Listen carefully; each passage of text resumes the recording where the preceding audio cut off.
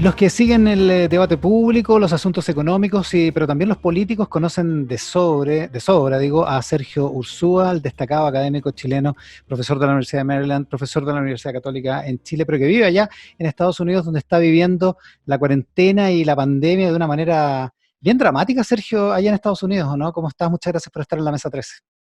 Gracias, Iván, por la invitación. Sí, ha sido dramático. Las cifras en Estados Unidos han sido pavorosas, tanto desde el punto de vista del número de contagiados, pero lo que sabemos más importante es el número de fallecidos.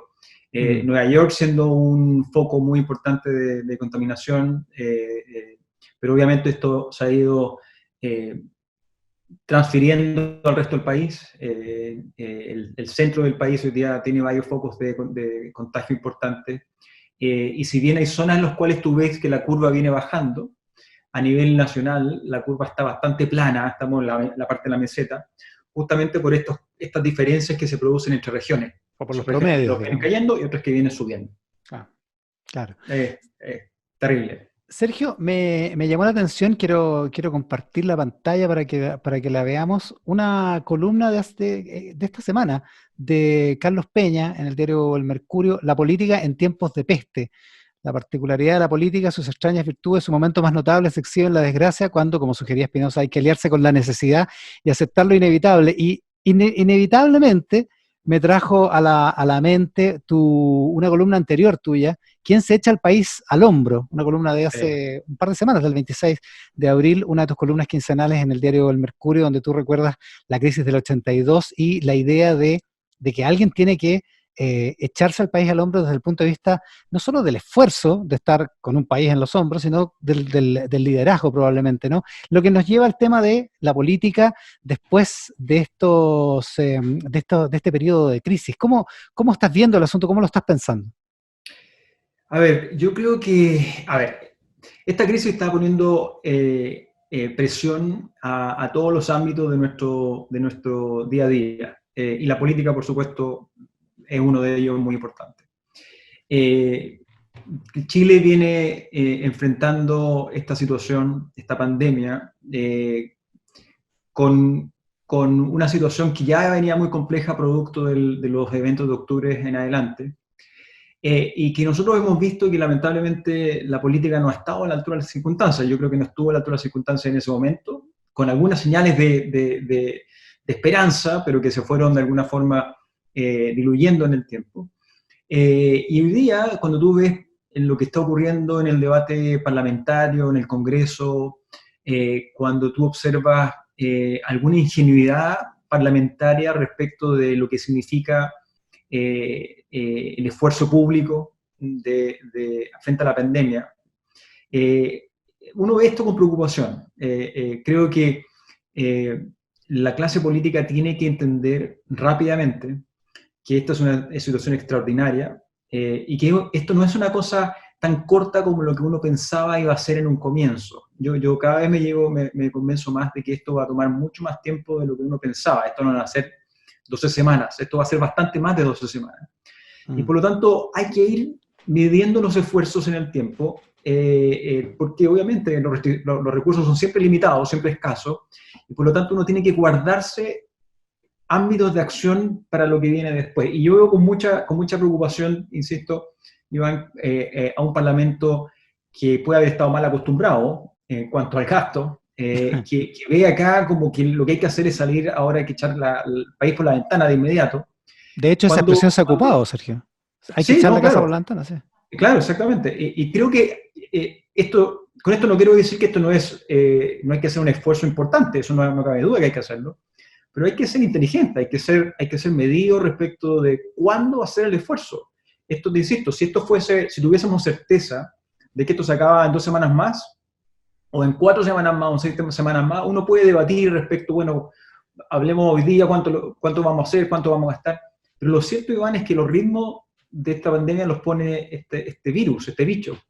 Y por lo tanto pensar que uno puede hoy día tener un plan para hacerse cargo de inmediato con esta situación, a mí me parece un poco ingenuo y demuestra, como te digo, algo de poca información quizás, de voluntarismo, de mala costumbre respecto de la necesidad de tener una visión un poquito más de largo plazo, algo más de calma, algo más de racionalidad, porque efectivamente aquí se requiere una visión de mediano y largo plazo importante, que apelando a la columna, digamos, ¿cierto? Creo que acá es fundamental tener liderazgo. Acá esto se pasa con una buena cuota de liderazgo, va de alguna forma, si bien no va a poder revertir la situación, porque esto es absolutamente inevitable. El número de contagios va a seguir aumentando, el número de fallecidos va a seguir aumentando, es una cosa muy triste, pero es la realidad.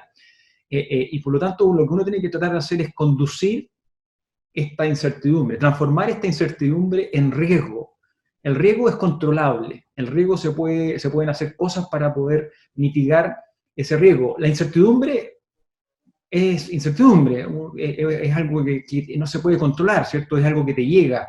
Yo creo que estamos en el proceso de empezar a acotar los riesgos y creo que ahí va a ser fundamental el liderazgo. Hablemos de los liderazgos, porque hay tres que son evidentes, ¿no? El del presidente, por razones obvias, porque es el titular del Ejecutivo; el del ministro Mañalich, que es el titular de la Autoridad de Salud, que ni más ni menos, gracias al Código Sanitario, realmente tiene un poder muy impactante, gracias al Código Sanitario desde hace muchos años en Chile; y el ministro de Hacienda, Sí. Ignacio Briones. ¿Son los liderazgos adecuados? ¿Son los liderazgos que pueden estar a la altura de las circunstancias? ¿Han estado a la altura de las circunstancias? A ver, yo creo que es un escenario absolutamente extraordinario el que estamos viviendo. Eso es lo primero que hay que reconocer. Tenemos evidencia de que el presidente, en situaciones como esta, ¿cierto?, de crisis, lo vivimos en su momento desde los mineros, el terremoto, ¿cierto?, de alguna forma también con el manejo de la situación de octubre, ¿cierto?, que al final del día, si bien al parecer había en riesgo de que esta cosa se desarmara, el presidente lo pudo conducir. Y la verdad que lo que uno observa hoy día, en función de las cifras, a través del liderazgo del presidente, uno observa que la cosa en Chile por lo menos se maneja relativamente bien, con toda esta incertidumbre que te digo yo. Creo que por supuesto ha habido algunos errores comunicacionales importantes que lamentablemente han caracterizado también esta administración. Creo que esta noción de que esto iba a empezar a pasar rápido, de que esto era un mínimo sentido de triunfalismo que observamos la semana pasada, por ejemplo, y la antepasada, me parece que eso fue contradictorio respecto de lo que uno observa en todo el mundo. Pero en líneas generales a mí me parece que la conducción y los esfuerzos han estado adecuados, digamos. La anticipación respecto, por ejemplo, de los ventiladores, los esfuerzos para tener camas. Esas son cosas que la verdad que uno observa en América Latina y Chile está más cerca de lo que sería el primer mundo que la región en esta materia. Y eso, sin duda, responde una visión responsable respecto del manejo de la crisis. Yo creo que el equipo ha funcionado bastante bien, sin embargo, y como lo digo en la columna, estamos en los primeros 15 minutos del partido. Esto es un partido largo, que va a ser muy doloroso, se va a poner a llover en el medio, va a granizar en el medio, por rato no vamos a ver la pelota, nos van a tocar, nos van a estar jugando en el área chica por mucho rato, y ojalá que las autoridades puedan continuar con el esfuerzo. Creo que aquí el esfuerzo por medir es muy importante, Iván. O sea, creo que hoy día la gente tiene que entender que el número de casos, lo único que puede ocurrir es que siga aumentando. Sobre todo cuando tú estás midiendo más. Creo que eso es inevitable. Y te digo, es más, creo que incluso es una buena noticia, en el sentido de que el esfuerzo está por medir, es por armar un sistema de información que permita, cuando llegue el momento de empezar a abrir la economía, decir, entendemos más o menos cómo esto funciona, sabemos cómo se mueven las curvas, entendemos cómo la gente se comporta, tenemos los datos, avancemos. Y yo creo que en ese sentido, creo que la autoridad efectivamente está haciendo un esfuerzo. ¿Es posible, a partir de cómo se han comportado, Sergio Ursúa, los países de América Latina en esta crisis, de cómo se han comportado y de cómo han podido, cómo han tenido las más o menos espaldas que han tenido, porque no somos países en desarrollo, digamos, elucubrar respecto de cómo van a salir después de la crisis, cómo va a salir México, cómo van a salir algunos países de Centroamérica, otros países de Sudamérica? Yo creo que va a haber mucho país en la región que va a tener un sufrimiento importante, Iván. Yo creo que Te lo pongo en perspectiva, creo, si tú miras las estadísticas, entre el 2014, 15, 2019, América Latina cayó su producto económico, o sea, su PIB cayó menos 0,6%. Ya, Esto antes de la crisis, antes de esta crisis. Se anticipa que entre el 2015 y el 2025 América Latina va a tener básicamente una nueva década perdida. Eso ya. es así. Este año los números van a ser horrorosos. El mundo se espera que se contraiga entre un -4 y un -5. Y hay países en América Latina que lamentablemente van a tener caídas muy importantes porque han visto afectada su economía por las medidas de contención, ¿cierto? Las medidas sanitarias ante la crisis, pero además porque vienen a muy mal traer, hace mucho rato. No han tenido la capacidad para poder hacerse cargo de este desafío. Chile, por suerte, tiene algo de recursos, ¿cierto? No son ilimitados, pero tiene algo de recursos, tiene un sistema de protección social que más o menos funciona, pero hay otros países en América Latina que están absolutamente desvalidos, que dependen mucho de remesas de Estados Unidos, remesas que han caído en un 20%, que dependen mucho del precio de los commodities, el petróleo, piensa en Ecuador, Colombia y Venezuela, que viene cayéndose a niveles que uno se ha pensado que eran imposibles de alcanzar, con precios del petróleo en los mercados futuros negativos, imagínate. Por lo tanto, esos países van a tener un impacto en el empleo, en la producción, en el producto, que va a ser probablemente histórico. Va a haber mucha heterogeneidad, sí, pero en términos agregados, te diría yo, cuando uno mira la situación de Brasil, lo que pasa en Argentina, Argentina, eso es una bomba de tiempo. Argentina va a caer en default nuevamente, va a argumentar como estrategia política de que esto ha sido producto de la crisis sanitaria, pero la verdad que Argentina tiene una situación económica extremadamente débil, y por lo tanto vamos a estar rodeados de países, de casos que van a estar sufriendo fuertemente esta situación. Y ojalá Chile pueda salir relativamente rápido de todo esto. El cobre por lo menos muestra alguna estabilidad, sobre todo porque China es muy dependiente de China y China empieza a moverse. Pero si es que la economía mundial se empieza a cerrar, si es que la globalización, como se ha empezado a discutir, ¿cierto?, se empieza a reinventar, convengamos que un país que está lejos del mundo, que depende del mercado global, puede también ser ver afectado. Por lo tanto, dentro de este optimismo que puede uno elevar, dado la situación regional, uno no puede apelar acá a ningún tipo de triunfalismo porque va a estar complicada la situación. Ahora, no es la idea tratar de ser pitonizo, digamos, porque no tiene ningún sentido, pero realmente yo sé que se discute la globalización, particularmente en un escenario en el que un virus traspasa fronteras de manera tan rápida y eso que genera ciertas ideas, digamos, respecto de contención fronteriza. Pero ¿es probable, es posible, ves tú como una cuestión posible que se ponga en discusión el modelo de globalización? Quizás ya está puesto en duda con un entusiasmo mucho menor al que había a principios de este siglo, digamos, pero de todas maneras sigue funcionando como esquema básico de intercambio y de comercio, ¿no?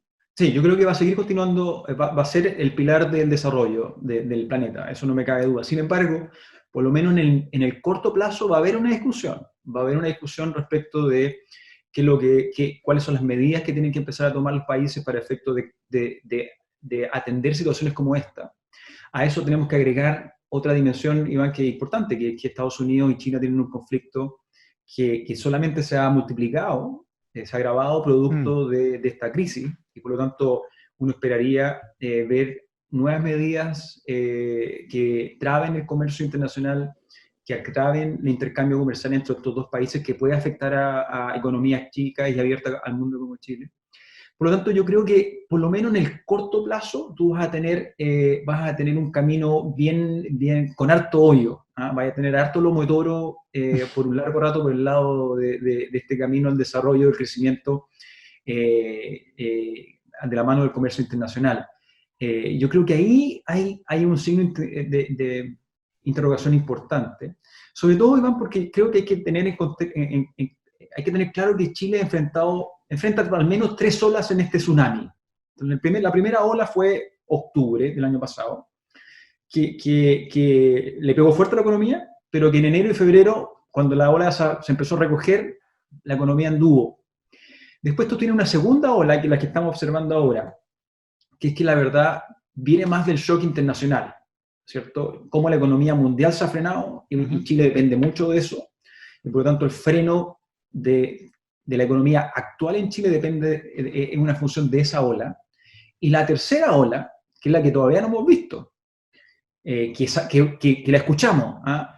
Que es esta ola de la pandemia local, el impacto que va a tener sobre el mercado laboral, sobre la producción, las decisiones de emergencia sanitaria, y la extensión de esa ola, la verdad que no la conocemos aún, pero todo hace pensar que es una ola importante, digamos, y no sabemos por cuánto tiempo va a durar esta situación. Y en América Latina, te digo, la situación es más o menos lo mismo. Y aquí la clave es que cuando se recoja la ola, vamos a ver quiénes son los países que estaban nadando con traje de baño. Porque aquí lo que va a ocurrir es que hay mucho país que esto lo pilló en una situación extremadamente delicada, y las consecuencias de eso van a ser, te digo, muy, muy negativas para la población latinoamericana, que sabemos que vive en un gran porcentaje bajo la pobreza, con altos niveles de desigualdad. Claro, porque cuando hablamos de consecuencias y hablamos de preparación, de lo que estamos hablando es de la capacidad de los estados de satisfacer demandas básicas de su población con cargo al presupuesto fiscal, digamos, ¿no? Así es, o sea, esto hoy día es un esfuerzo, es hacer política monetaria y fiscal con esteroides. O sea, Mm. esto es toda, digamos, es tratar de apelar a toda la herramienta en este contexto de responsabilidad que discutíamos antes, por supuesto, pero tratar de apostar a poder minimizar el impacto de este shock, ¿cierto?, durante los meses que esto tome. Esto no son semanas, esto son meses. Y tú tienes países en América Latina que no tienen ninguna posibilidad de responder porque simplemente están amarrados, o porque simplemente no pueden endeudarse. Ahí está el caso de Argentina. Argentina hoy día, dada la situación, si quisiese salir a buscar recursos al exterior para poder hacerse cargo de este desafío, la va a tener muy difícil. Por el contrario, tú tienes países como Chile, Perú, que han apostado a los mercados internacionales de deuda y han conseguido endeudarse a tasas bajísimas, lo que ha permitido de alguna forma hacerse cargo del inmenso desafío presupuestario que significa esto. Y hay otros países además que tienen ahorros, ¿cierto? Y Chile es uno de ellos, y ha apelado a esos para poder de alguna forma solventar esta situación.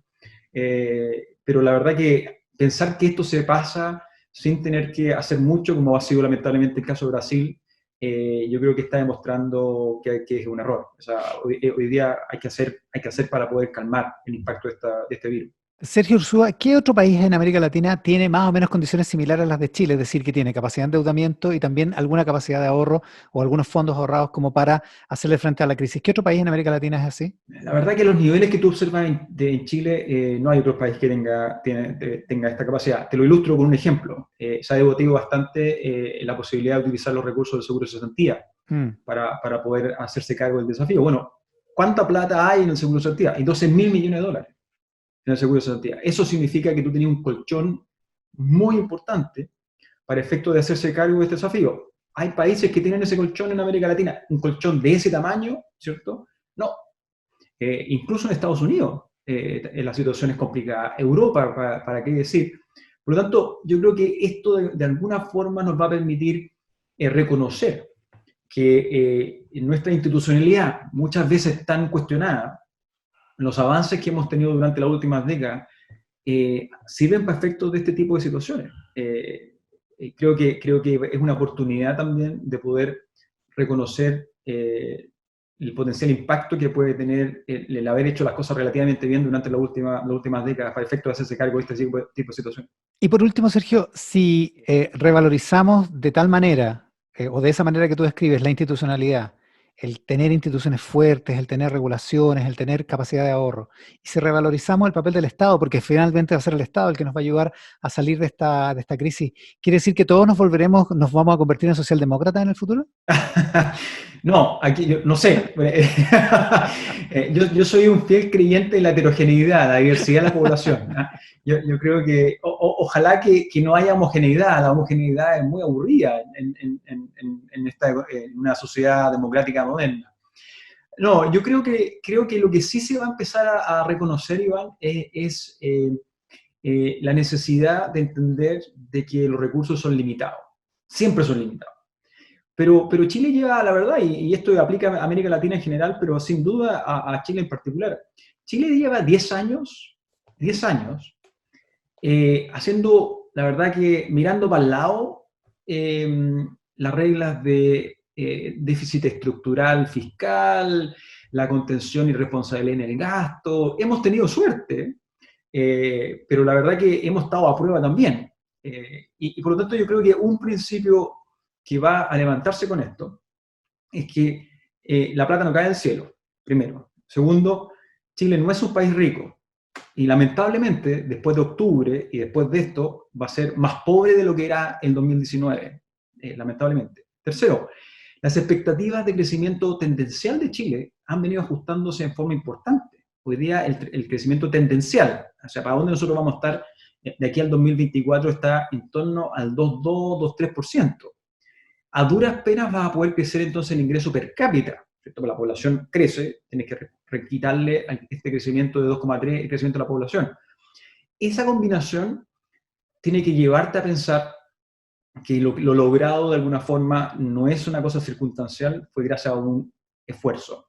Y que para poder alcanzarlo en el futuro, vamos a tener que volver a ordenarnos un poquito. Y que esta situación actual, que va a ser muy terrible desde el punto de vista económico y que va a durar más de lo que nosotros pensamos que podía durar en un comienzo, es también una oportunidad para poder revisar algunos de estos principios que hemos dejado un poco de lado.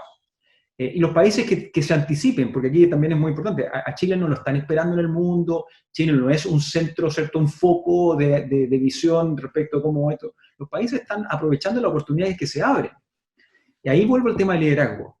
Si tú tienes un liderazgo que tiene una visión de mediano y largo plazo, que entiende cuáles son las restricciones y que además observa de que no estás solo en el mundo, porque los países están compitiendo por liderazgo, que aquí van a saber países que van a ganar y países que van a perder, en un escenario de menor crecimiento económico. Chile puede aprovechar esta oportunidad, pero para eso necesita tener una élite política, económica, que tenga esta visión, que vea la oportunidad, entendiendo por supuesto que existe un inmenso desafío en estas circunstancias, y que Chile por lo menos por un rato va a sufrir los embates de este virus, pero que eventualmente va a haber una posibilidad de revisar nuestros principios de desarrollo y que eso puede dar pie a volver a apostar al crecimiento y al desarrollo económico que hoy día hemos visto alejarse con preocupación. El economista Sergio Ursúa desde Estados Unidos con la Mesa 13 para Tele 13 Radio. Sergio, muchísimas gracias por la gentileza y nada, cuídate mucho allá en Estados Unidos. Gracias, Iván, igualmente por allá. Un abrazo.